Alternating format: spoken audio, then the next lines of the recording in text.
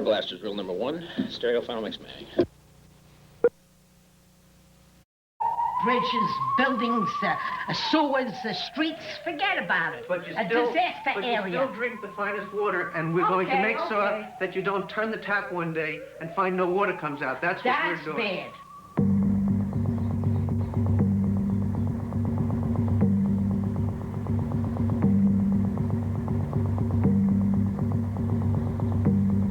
Don't drink the water. That's the word tonight in 3 Manhattan neighborhoods. A water alert is in effect. For details, let's go to Mike Gilliam. The city has, in fact, declared a water alert this evening.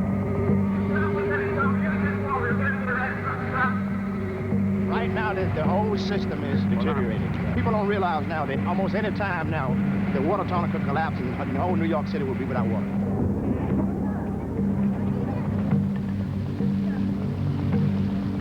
We still have great water in New York. We got the best in the world.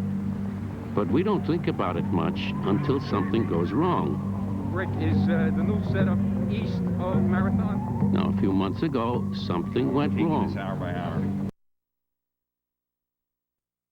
3 neighborhoods, you couldn't drink what came out of the tap. If there's any active disease, I'm going to think so. It was bacteria in the pipes, and they got rid of it in less than a week. But it got New Yorkers thinking about water. Hundreds of feet underground, there could be real trouble. We have a massive system which brings water, a fragile lifeline deep below the streets. The water is great, but what happens if it can't get to your faucet anymore? What do you got, about 10 million, over 10 million people living in New York? Could you imagine 10 million toilets not being able to flush? Huh? People would just be stinky, man. People, it would be bad. Just chaos takes over in the city, and, you know, nothing matters anymore except getting water. Can you imagine a city of this scope, 8 million people? They're trying to get water. I mean, the bottom line is I want to get mine from my family first before you get yours.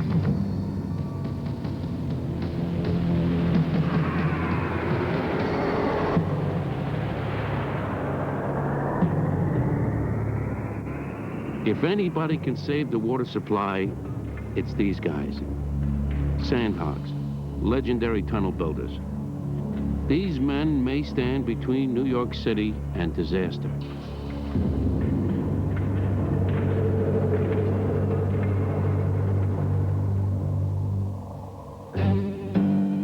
Sandhogs saved New York a couple of times before.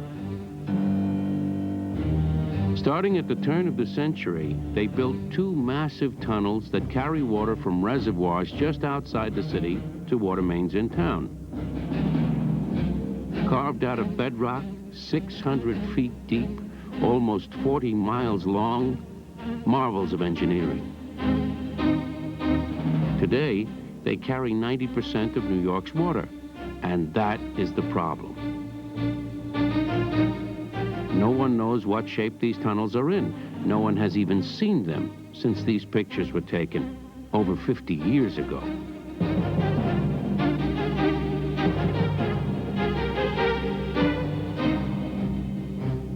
Engineers are very worried, but they're afraid to shut the tunnels down for inspection because the old valves might be corroded and never open again. Most New Yorkers don't seem to know this, but our water system could be in real danger. Ask any sandhog. God forbid one of the other water tunnels shuts down. Depending on which one it is, that's the half of the city that will have to be abandoned. And the citizens of New York City do not realize this, what a precarious situation that they are in, that should something happen, they would have to leave. You wouldn't have water. This is not a subway breaking down. You'd be able to take a bus, a cab, your own car. You'd be able to walk. Without water, you are not going to do anything. You would have to leave. You would have to pick up physically and leave and be away for years. New York needs a 3rd tunnel, and that is exactly what it's getting. 60 miles of water tunnel blasted through deep rock under the city. The project is so huge, it will take more than 50 years to finish. From the street, it doesn't look like much. But here in the middle of Brooklyn is one spot where you can catch a glimpse. This will be Shaft 21B, which will bring water from the deep tunnel up to the water mains. It's a small part of the new system, but talk to Dennis O'Neill, the super. This is a giant job all by itself. You know, this is a tremendous project. World Trade Center is 103 stories or something like that. But picture World Trade Center upside down into the earth. You know, you got some nice-sized holes there.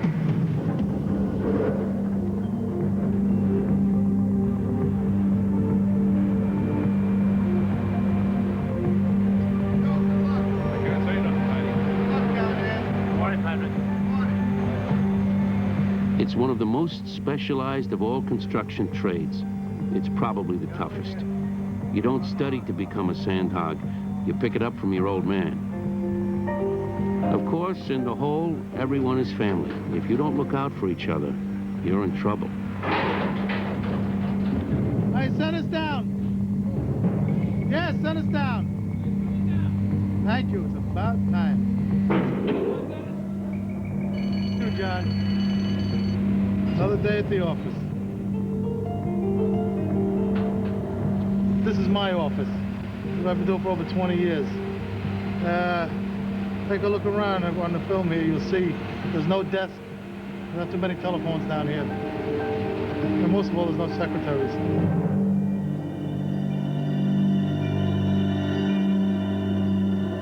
This is the world's most dangerous office.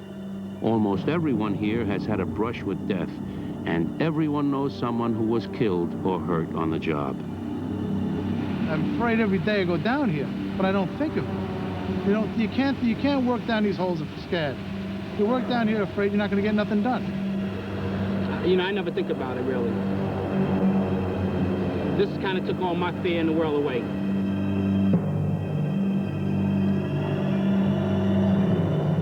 The sandhogs have blasted less than a third of the way down.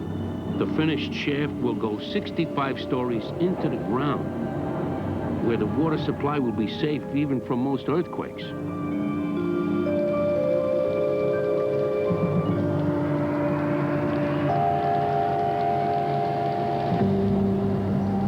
No, you have to have a little special set of balls, you know, come down this hole.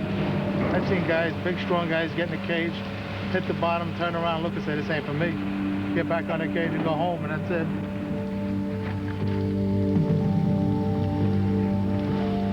20 stories underground, New York City is far away.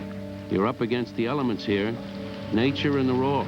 Temperatures below freezing, groundwater raining down, loose rocks and mud over your head.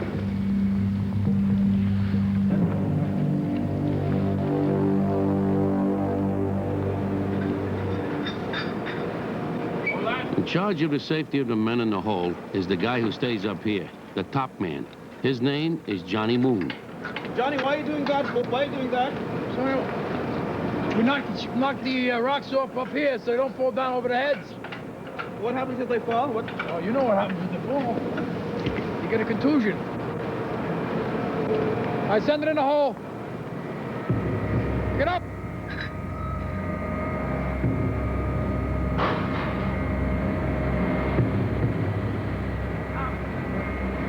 So we try to be as safe as possible sending these down. Down 200 feet, you get hit with a small little pebble. You got it. Watch yourselves. This is probably the most dangerous type of construction work you're ever going to do in your life. Sinking shafts, which is the most dangerous work I've ever been involved with, even more dangerous than the tunnels. Because if you look straight up there, there's absolutely nowhere to go if something comes down. There's nowhere for these men to run. The guys in the bottom's life is literally in the hands of the men on the top. Sandhogs have no illusions about the risks they take. But they also know the dangers the city faces.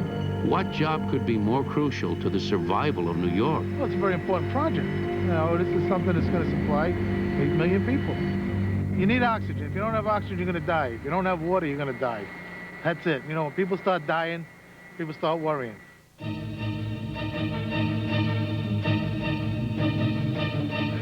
Almost 200 years ago, New Yorkers were worrying about water.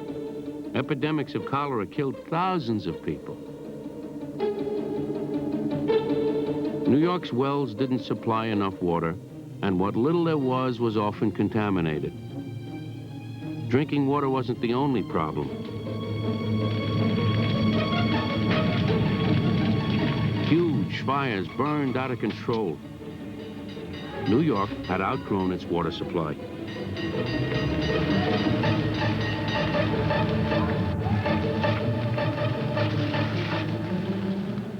Only a miracle could save the city, or a lot of water.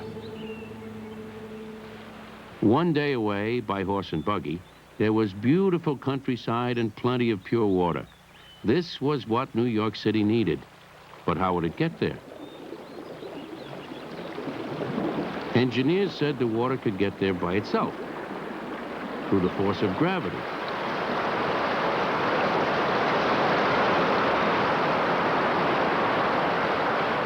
Many people said that couldn't be done.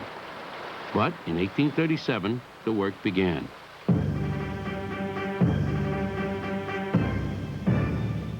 The Croton Aqueduct was excavated through bedrock across 41 miles, sloping all the way down to New York.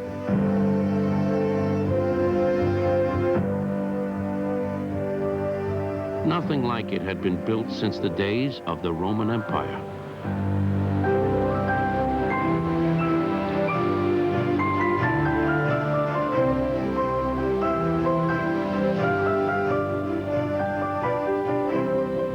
When the water reached New York, the city changed forever. For the first time, we had running water indoors and fountains in the streets. New York City was set for the future. The city we know today, the Big Apple, still rests on those foundations laid in 1842.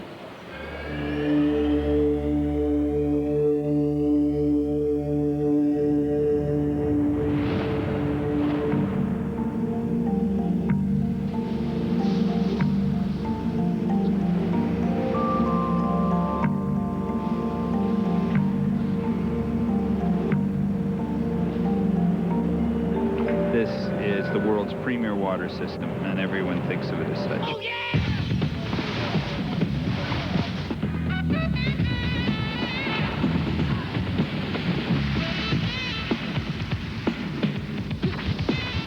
You can buy 750 gallons of our water for the price of a liter of Perrier, and our water is better. Oh, what a moment.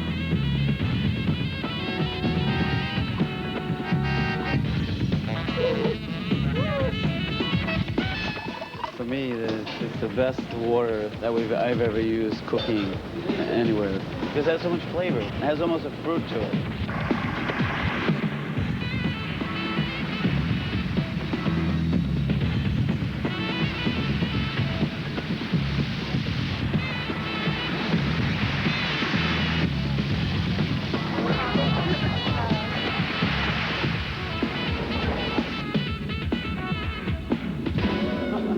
I'm gonna have a drink of water. Would you like a glass of water?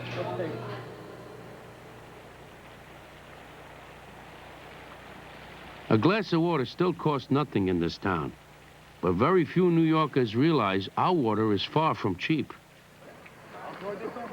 Only God knows how many workers were killed building the old tunnels.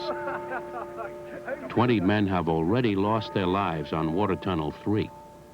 Of all the things that we have in this world, one that is so often just taken for granted is water. And yet, could we last more than a few days without water? You come here today to pray for the heroic men and women who gave their lives that the people of the city of New York would have water, life-giving water, for all the days of their lives and for generations yet to come. Edward Culbreth, miner. Edward Dorsey, miner.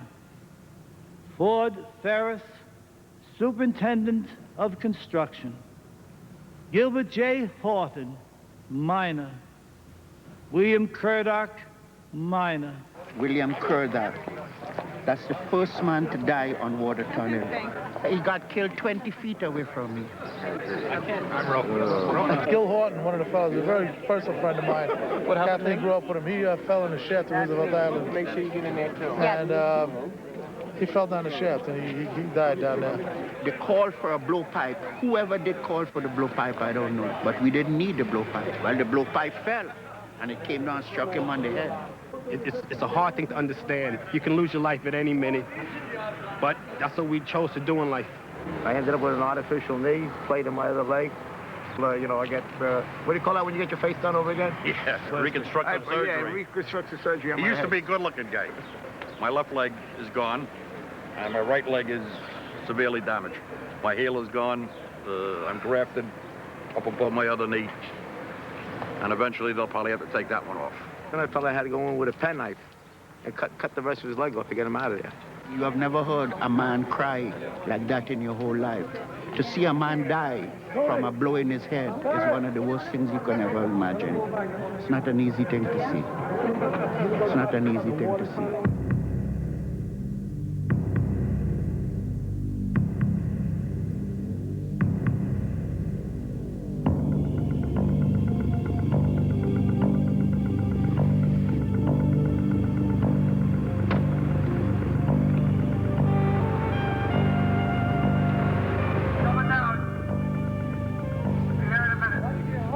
I've known a few guys that got hurt, got killed in this business. It's not a badge of courage to know someone got killed. It's how many guys come out alive every day. That's a badge of courage. The guys that come out every single day. Like I said, you go down with 10 men, you come up with 10 men.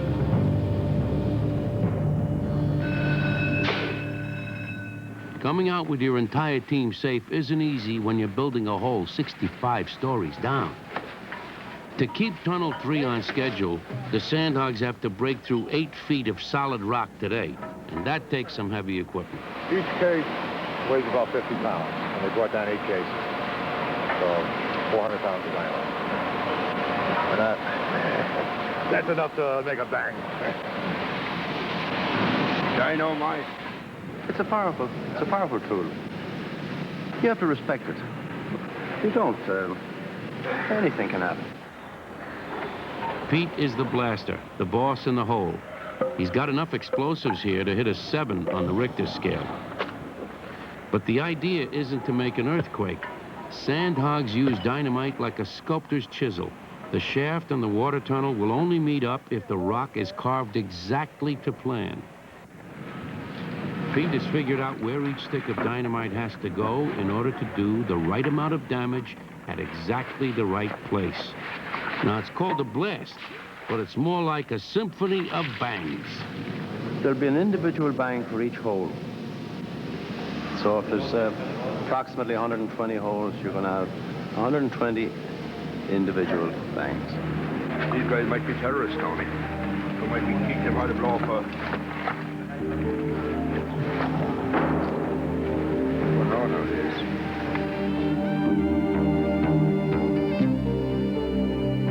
The stakes are high.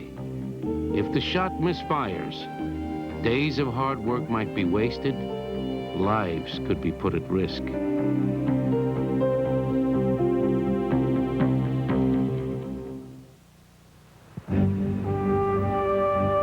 One man's water is another man's drought. New York's waterworks have taken a heavy toll, not only in the city's tunnels, but also 100 miles away in the Catskill Mountains.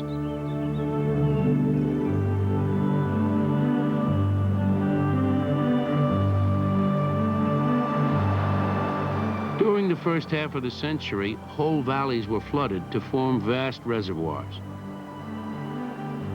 When the water is low, you can still see what's left of towns like Shokan, West Hurley, and Olive.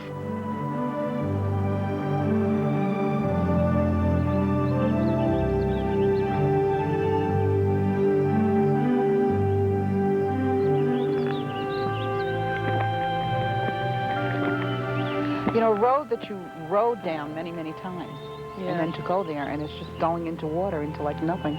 Yeah, it's like a big very, empty very feeling strange. inside of you. Water. Just water. This was State Route 30 that we're standing on, that runs from East Branch to up in the Adirondacks, I believe, that Route 30 ends. There you go. Right here was a dairy farm. Crop farming. The cauliflower and Brussels sprouts was grown on this plat. A half a mile further, there was another large dairy farm. We had a little schoolhouse. Then there was another dairy farm. That was what was here. Cattle. People working these fields. Families. It's gone.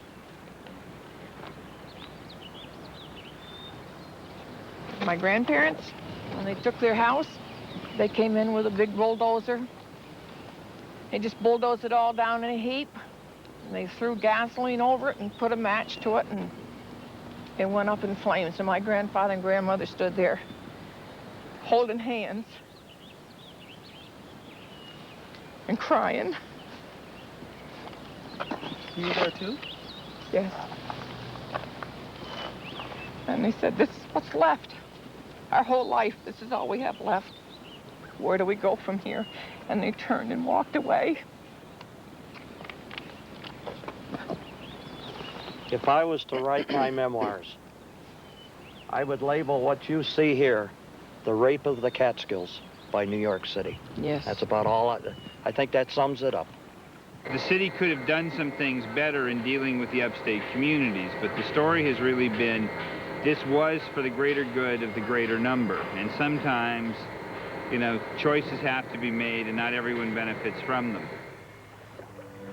Moving people is never easy, but if you look at the overall results of this, which is 19th and 20th century New York City and 19th and 20th century New York State, it was clearly worth it. Without New York City, upstate New York would be much poorer, and that's why we were given this water.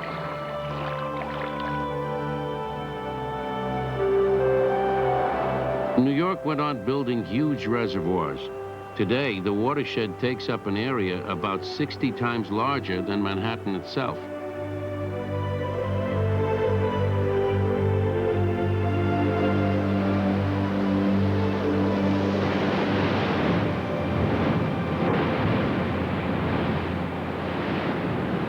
The Catskills Aqueduct begins at the Ashokan Reservoir.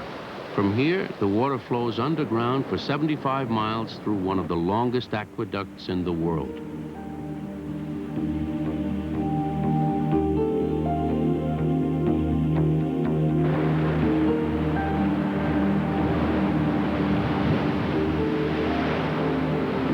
Next stop, a reservoir just outside the city. From here, through tunnels 1 and 2, into a labyrinth beneath the streets. The system has 6,100 miles of water mains, 6,400 miles of sewers, 99,000 hydrants, 122,000 catch basins, 110,000 valves, 77 pump stations, 477 regulators, 14 sewage treatment plants, 1 CSO facility, and there's others, but I lose it in the details afterwards. Details like pipes that take water from the main under Sackett Street in the heart of Brooklyn and up to a 5th-story walk-up by the force of gravity alone. This is great water, but it's low. Look at it now. What's the matter with it? Look at it. What is it? You can't see the cloud in here? And little, never had water like that. Now, though this project's not finished, how it's going to affect my water or anybody's water in this neighborhood, I don't know yet.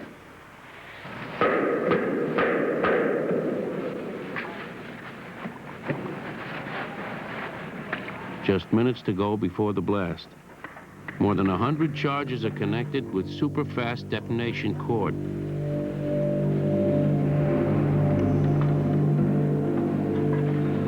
This travels 25,000 feet a second. This travels 6,000 foot a second. They take these and they hook them onto this green cord. It's called detonating cord. If I ran this 5 miles, and I told you, and you were on the one end of the phone, and I was 5 miles away, and I told you, I'm going to charge this, you wouldn't be able to drop the phone in time. And you held one end 5 miles away, you wouldn't be able to drop it. I hit it 5 miles away with the charge before it would burn your fingers. Yeah. Got enough? It's not like one big bang, right? It's like one bang. A series of explosions. Bang, boom, boom, boom, boom, boom, boom, boom, boom. It's usually about 15, 14 seconds you'll hear bang, boom, boom, boom, boom, boom, boom, boom, boom, boom. Let me tell you, it was really scary. I mean scary, you know? The windows shook, the building shook. What does it sound like? What does it sound like? Well, I'm sure you've heard of thunderstorms. This was worse because it's dynamite. You know what I'm saying? It's heavy. The sound is real heavy.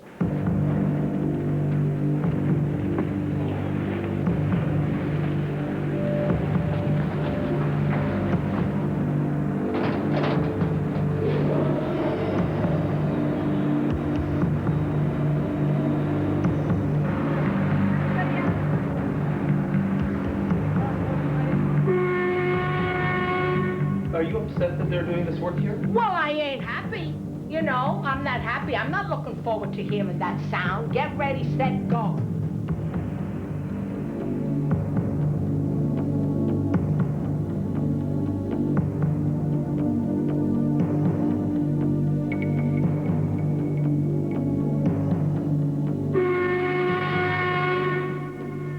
I hate this. You know what I mean? You sit here, gee, is it going to be bad? Is it going to be long? Is it going to stop? You know? They're going to make any mistakes? You're scared scary. Look, I got to speak for myself. This is how I feel. I can't speak for the rest of the neighborhood. I'm sure they don't like it either. Fire in the hole!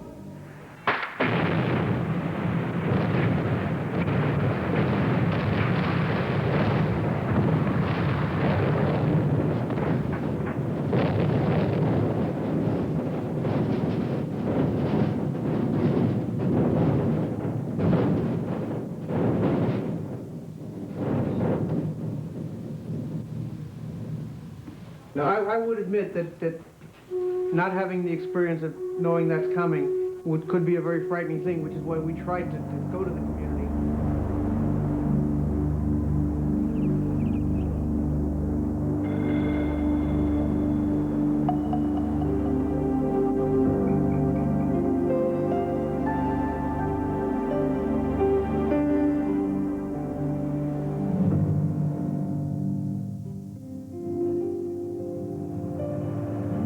Good.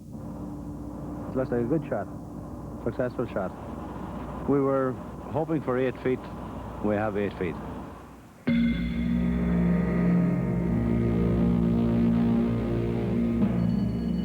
Eight feet down, 40 feet across. But the job is far from over. The sandhogs now have to get 70 tons of smashed granite out of the hole. Hold the boom water, swing right, swing right.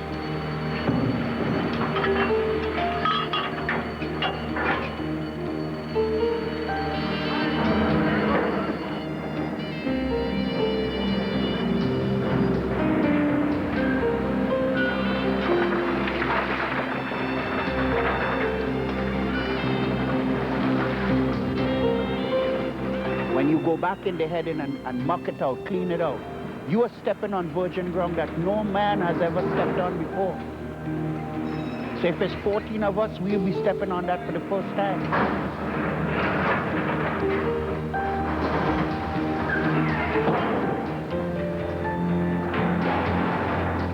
You got a nice rush. You know you knocked out a big piece of Mother Nature. You played God for the day.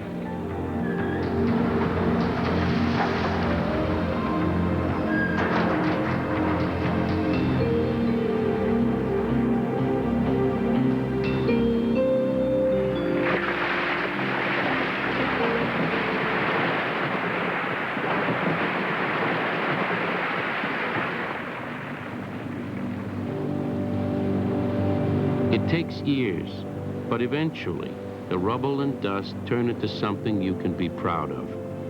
The Van Cortlandt Park valve chamber, 30 stories underground, is the heart of the third tunnel system. Not many sandhogs have ever seen it in its finished form.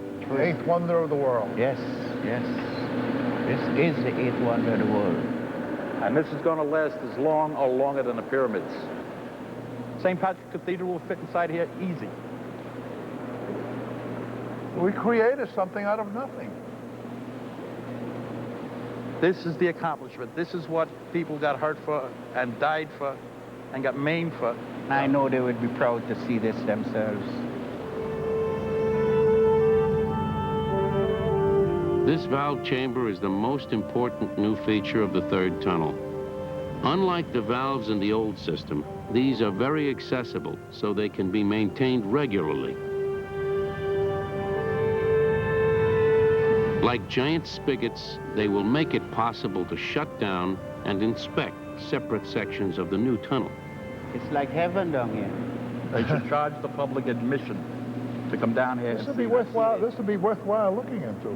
This is part of my heart is in this. Believe me, I couldn't imagine it would look this beautiful. I feel proud of myself today, coming back here. Shaft 21B has reached 450 feet. 20 stories to go before it's done.